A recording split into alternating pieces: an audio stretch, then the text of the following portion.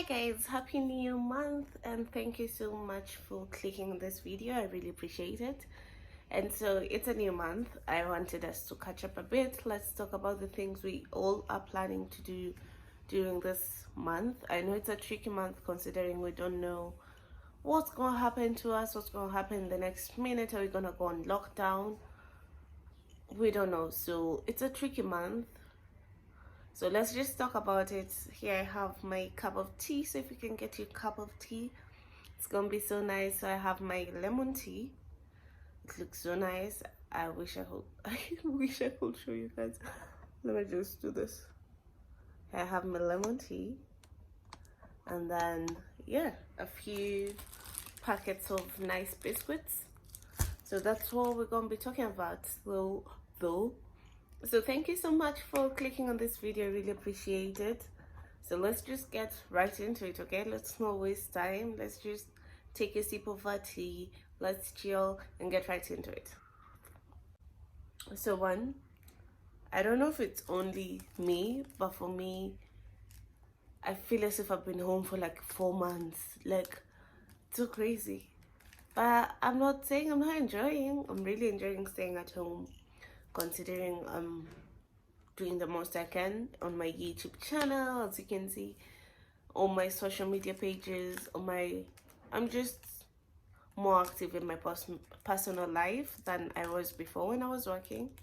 I'm still working from home, but it's not taking as much time as it was because now I arrange my own time, which is good. Yeah, so this month I'm really praying that this month things get better all over the world and my country. I really hope so, but I really am praying for that.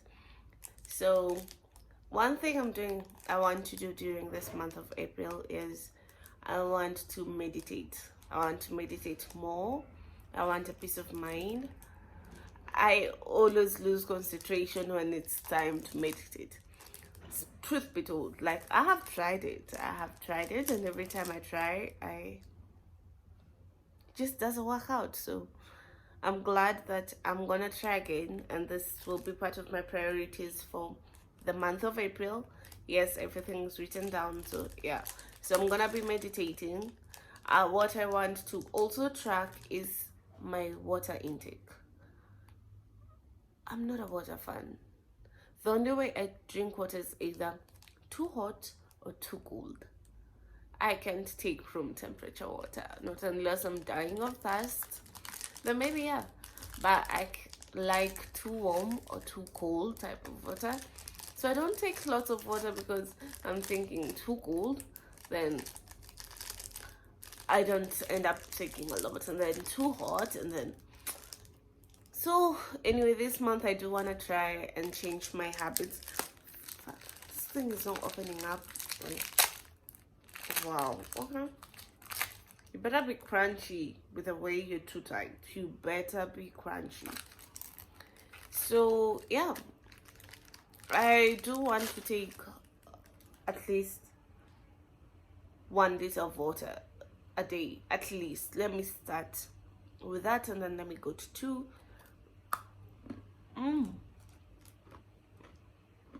Let me go to 2. Let me go to 3. Another thing I want to do is budget. So I'm not really good when it comes to budgeting at all, like literally. So let me give an example. So every time we go to the supermarket, I always end up either buying things I'm not supposed to buy on a specific amount, or surpass the amount we were supposed to use. And Sis is trying to be on a good financial state. Sis is trying to have those zeros on her bank account, but sis is very bad at budgeting. I am really bad at budgeting, and I know it, and I actually try. So this month I've decided, considering we're at home and there's nothing I'm doing like generally except for supermarket runs, uh I'm gonna write a budget this month and for the next month, and I hope I continue doing good to a point where I'm gonna be comfortable. So yeah, I have that to think about. And also, wait, before I continue, I want guys, so there's series my mom hooked me up with on Netflix. It's called The Trials of Gabriel Fernandez. So one, if you have not watched this video, please, now I'm gonna just be giving out spoiler alerts, and I'm sorry. I hope you all either pause my video from here and go and watch it as fast as possible and then come back to my YouTube video. Okay, you can't miss this. So anyway, that movie gave me roller coaster of emotions. Like, you the last time I had so much emotions was long time, you understand? It was long time ago, but that movie is sad. It's sad. May Gabriel Fernandez soul rest in peace. Also Anthony Alvaro, may his soul rest in peace. So I really thought about the movie deep, you know? I really thought of it. Like, I imagined myself in it. I imagined my future kids in it, being them, not me being with the parents, definitely. Like, I imagined the few nephews and cousins living such kind of a life, and it's so sad. It's so sad. It's honestly not a good thing. So when I thought of why the system failed them so bad, why DCFS did not do anything, if they did, they could have saved this little boy's life. But no, everything was ignored. And then at the end of the movie, why were these guys left? Why were the social workers left free? Like, why? Why? You know, until now, I still don't understand. Because, yes, they did their job. I'm not saying they did not do their job. They did their job, yeah, they did. But they did not do their job well. They should be arrested. How do you get numerous calls and you still do not go and check up on that kid? Why will the judges leave the social workers to go home free? I wish if I was the jury, part of the jury, I swear, they'd rot in hell. No offense, but they'd rot in hell. You understand? Like, why? An 8-year-old kid with cigarette burns, with cuts, with marks, with bite marks, like teeth marks. How? And the father, the boyfriend, sorry, not the father, the boyfriend of Pal, he is so big. And Pal is so big. And imagine a small 8-year-old kid being beaten up by such a huge person. How painful is that? Like, what? I really went through such a hard time watching that series. I just finished it today morning.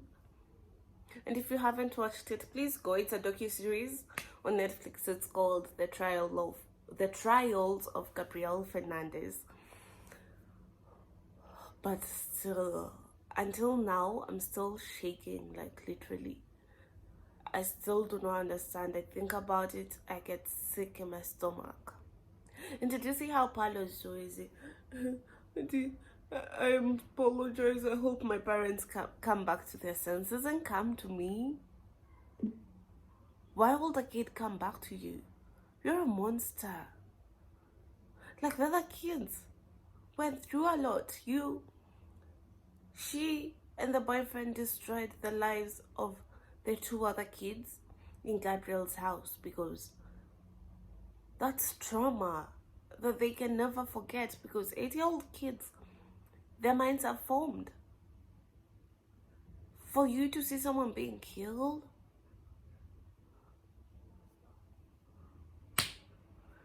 that's just on another level. Like, you. Anyway, I felt so bad.